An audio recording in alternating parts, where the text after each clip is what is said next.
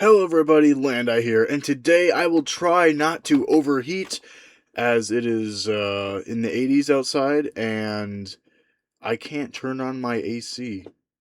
So I'm going to be ranking all the books I read this past year, that being 2025, and I'm going to be putting them in a tier list. Now, you may think that it's a bit late to be doing a ranking on the books I read in 2025, but nah. To be honest, I just wanted to get this video out because I made this ranking and I'm like, well, I gotta make a video about this, even though it's already into the second half of 2026 somehow. I'm going to be going in order of when I read these books. So that's kind of what we're going to be doing today. Let's see. So the first book I read last year and finished, I should say, the first book I finished last year was Hero of Ages, which I actually mostly read in 2024. Um, but I did finish it in 2026. I mean 25. Oh my goodness, bro. This video's already started and things are looking crazy. Okay. So, Hero of Ages, where am I putting this? This was really good. Just a really solid end to the trilogy. Um the first two books were great. This one's great.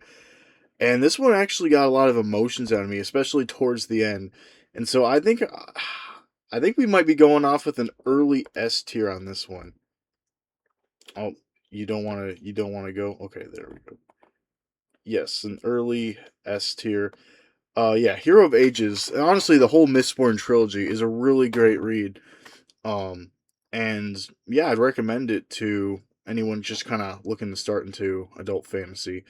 Sword of Kaigen. Now, this one is maybe a little more controversial because okay, I like this book. Don't get me wrong. Like, I'm gonna say it right now.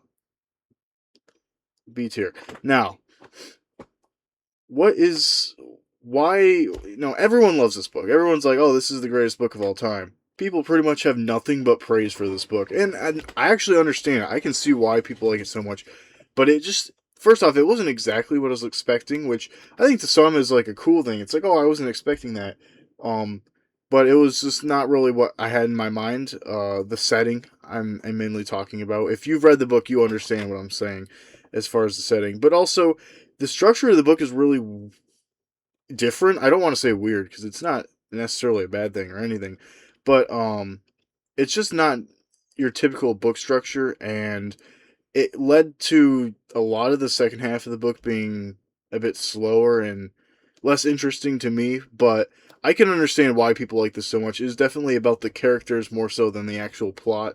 And if you really like that, then I mean, this book's great and people love it. But I'll have to give it a B tier. Uh, and if that wasn't controversial enough, we're going to be putting Elantris right in the A tier uh, as the third book I read in January of 2025. Yeah, I actually really enjoyed this book. I didn't. I was going into it with tempered expectations because people were saying, like it was his first book. It was a bit rough. It's maybe not where you want to start. And I started with Mistborn, and I'd recommend that to people as well as a starting point. However, Elantris was just really cool. It has this kind of almost eerie, creepy setting and world building, but it's just got like the city of Elantris itself is just really cool. And you follow these three different characters, and I was interested in all three of them. So honestly, this is just a really solid book. Better than a lot. I feel like a lot of people give it credit for. All right, here we go. The Sun Trail.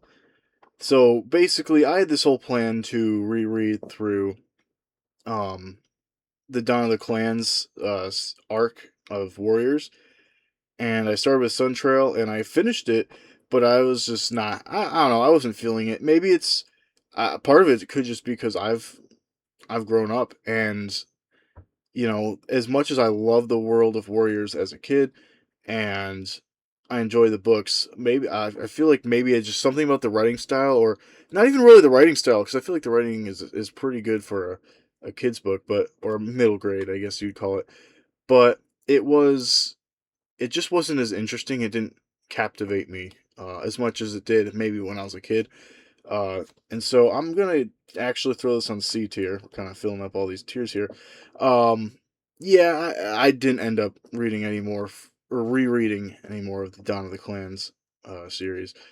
Uh, Here we have Fetch, and this is funny because I actually read the titular story Fetch last year, and I loved it. It was my favorite of the three stories in this, and out of the 9 Fazbear Frights novellas I've read, uh, Fetch is still my favorite. But it was this year when I actually read the other two in the book, and they were not. They were fine. They're solid, but they weren't as good as Fetch. So I think I'm gonna put this one right up here at B tier. We'll have that one. We'll have it below Sword of Kaigen. That would really irk some people if I put it above. But no, it's at the end of the day, it is still a novella collection, and they are the writing is a little rough on these. I'll say that it's not the greatest writing, in my opinion, and that's where we kind of have 1:35 a.m. Yeah, this one we'll put it C below Sun Trail. Uh, this one just didn't have a story that I liked as much as I did Fetch, and it just wasn't. I don't know. It wasn't the greatest. Like there were some interesting stories. Like the titular one is interesting, and it's dark, but I don't know, man. Maybe it's the writing style, or it's similar. Maybe it's a similar situation with Warriors, but I don't know. Just didn't stick with me very much. Uh, the Way of Kings clocks in at about 1,000 pages, and there's a lot of words on those pages. So, where am I putting this? Man, this one's tricky because it's like right on the border of um S and A for me here because as much as I loved it, it was just tricky because it's such a big book, and you really slow down a bit, especially towards the middle, and of course it has a great conclusion. But I feel like it just doesn't quite reach S tier for me. Maybe I'll reconsider, but I'll put it at the top of A for now. But really, just an epic novel. I see what the hype is for sure. Um, and I do like it more than Elantris, so you can calm down a little bit. Uh, Red Rising. All right, this one I think is just under Way of Kings for me. This book is kind of the opposite of that. It's not very long, but it is just so fast paced. You're going through so much, just action scene after action scene. Every chapter, it's like it ends with a cliffhanger to the next chapter. And yeah, if you want a fast paced book that's just really fun to get through, Red Rising is there, and it's just a cool concept. I like the concept of the game. I know a lot of people have compared it to Hunger Games, and I think there is a comparison there, although it is also very different. But no, it was a really good book. I know a lot of people would put this even higher potentially. Uh, Golden Sun, I especially hear a lot of good things about, so maybe I'll get to that some point. But the first one, at least, is really good, and I'll stick it there in A tier. Shadow of What Was Lost. If you watched my video last year where I made a kind of a mid year ranking of the books I read in the first half of the year, first off, this is probably a lot of retreading things that you watched in that, but also you'll know that this was right there at the top in S tier. We'll put that above Hero of Ages. This book, it just caught me off guard in such a great way, where it just I had heard about it and I was interested, and I picked it up on the shelf because I was like, I don't know what to read. I don't know. We'll see. We'll pick this one up, and I just loved it. Like from start to finish, cover to cover, the whole book is just so great. It tells such a just nice and complete story, despite being the first book in a trilogy. Like obviously you're gonna want to read beyond this book, but even this book alone, it has its own concise story from start to finish, and it's just great. It's so much that sense of adventure that you kind of you hope for in a fantasy book, it's right here. And the world building's cool. I was involved. I was not involved. I was interested in just what was going on with all the characters. Um, it was just such a great book, and it was such a pick me up. You know, after I was starting to waver a bit in my reading after the first few months. Um, and this one kind of like boosted me back up. And yeah, such just a great book. I would recommend Lycanius to anyone, especially now that there's the Hierarchy series, which people love. Um, I haven't actually started that one yet, but this one's great. Next up, we have a manga on this list, a manga from the one and only Corey X Kenshin. Uh, that is Monsters We Make. Now, I could sit here and tell you about all my nostalgia in the videos that I watched as a child all the time, probably way too much. But instead, I'll just say this is, I think, a solid start. So I don't really read much manga, but I had to check this out.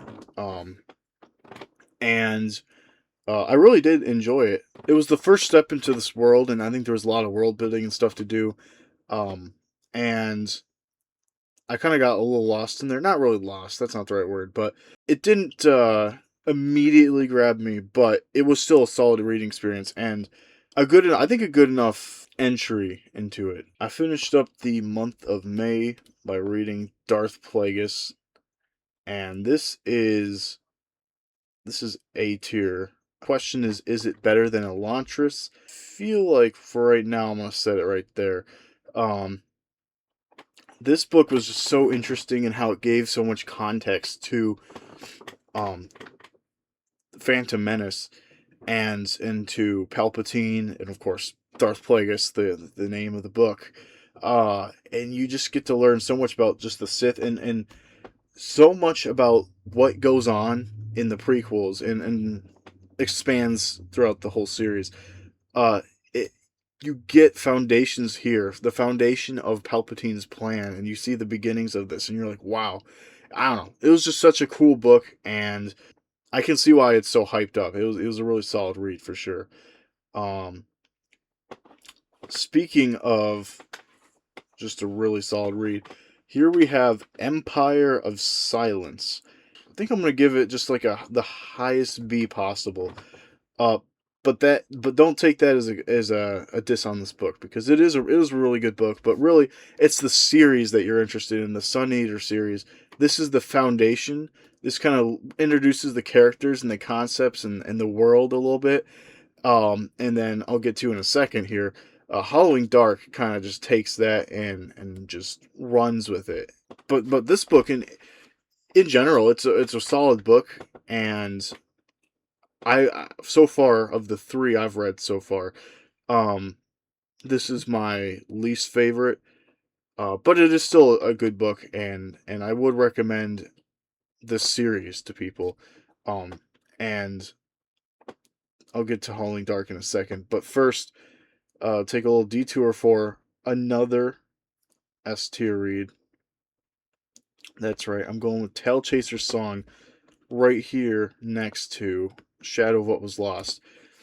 This is what I was hoping the reread of Sun Trail would be like, and this is just was so cool for me as someone who read Warriors and grew up reading that and was a big Warriors fan. I mean, that's really what got me to like reading. I feel like this had to have been an inspiration for Warriors because it's such a similar premise and world. But this, of course, is a little more fantasized. It feels like, and it is just so good. Like you're just following this character on this quest and all these things are happening and you get to the end and it's like so dark and almost scary. It has that like 80s fantasy vibe to it. If you know what I'm talking about. It really does have that. If it makes sense. It was written in the 80s. But no, for real. This is such a good book. One of my favorites of the year. Um and another favorite of one of my favorites was right here next, Halloween Dark. I already mentioned this or alluded to this in when talking about Emperor of Silence, but this book is where the series really just starts to take the reins and starts getting really good. Um, because you had that introduction set up there in Howling Dark, but then here I say Howling Dark, Empire Silence. But here in Howling Dark, you're like actually they're traveling through space, and it's just like from set piece to set piece, they're just doing all this stuff. And there's action, there's cosmic horror in there. Um and the ending, the ending sequence is just crazy. Like, this book is so good. Um I think we got a really good top 3 and even top 4 when you consider Hero of Ages. But yeah, Howling Dark, and I've read the third book, and it's even better than this one. So anyway, that such a good series. Speaking of good series, though, we have the second book in the Lycanius trilogy, Echo of Things to Come, and this one, thinking right in between Red Rising and Darth Plagueis. This just kind of continues the story, and while it's not quite as good, as you can see by its lower ranking, I think it still did a solid enough job at continuing the series. You kind of have the characters each going in their different ways again, and doing, and they start off in different places and go different places. Although it all culminates towards, again, another climactic scene. Not as good as the one in the first book, but still really solid. And I feel like maybe sometime when I talk about this book, I get a bit into the negatives. It's not because this is a bad book by any means. It's just because it's not quite as good as the first one.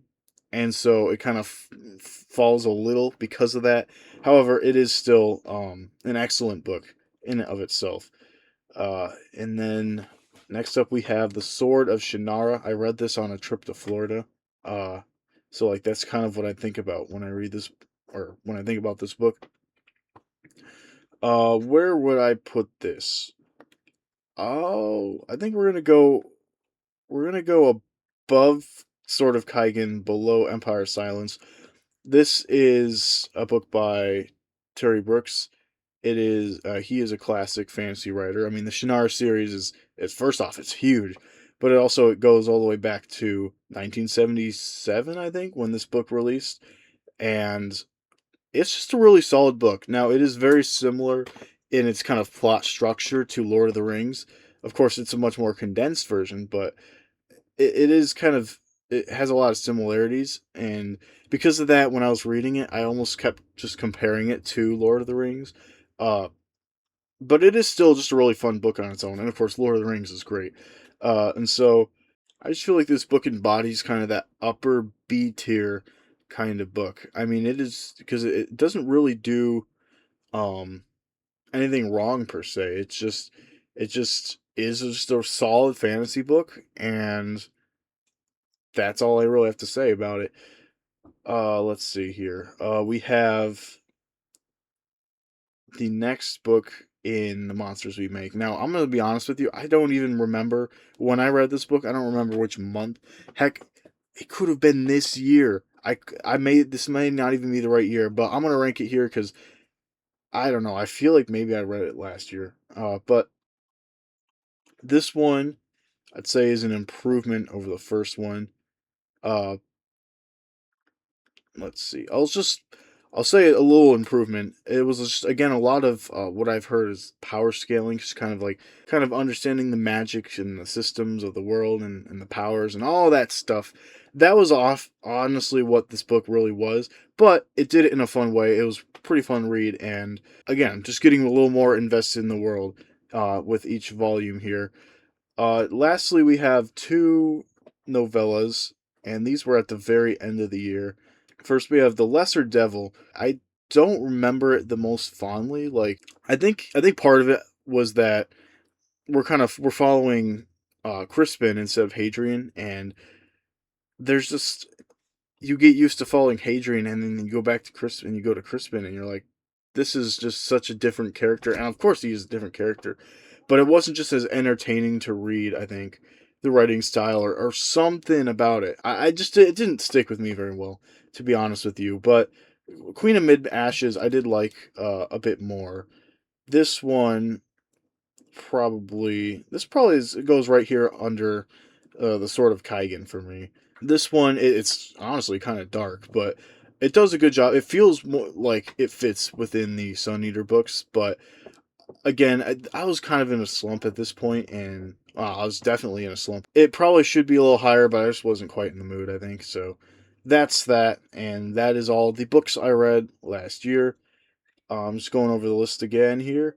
So going from least to best, we have uh, Fazbear Frights, 1:35 a.m., The Lesser Devil, Warriors the Sun Trail, Monsters We Make, Fetch, Monsters We Make Volume 2, Queen Amid Ashes, The Sword of Kaigen, The Sword of Shannara, Empire of Silence, Elantris, Darth Plagueis, An Echo of Things to Come, Red Rising, The Way of Kings, The Hero of Ages, Howling Dark, Tailchaser's Song, and my favorite book I read last year, The Shadow of What Was Lost. Such a great book. I recommend Lycanius, for sure. But anyway, so yeah, those are the books I read last year. This list is very late. I look to be making a few more videos over the course of the summer, just whenever I feel like it. That's honestly how it is on this channel. Let's be honest here.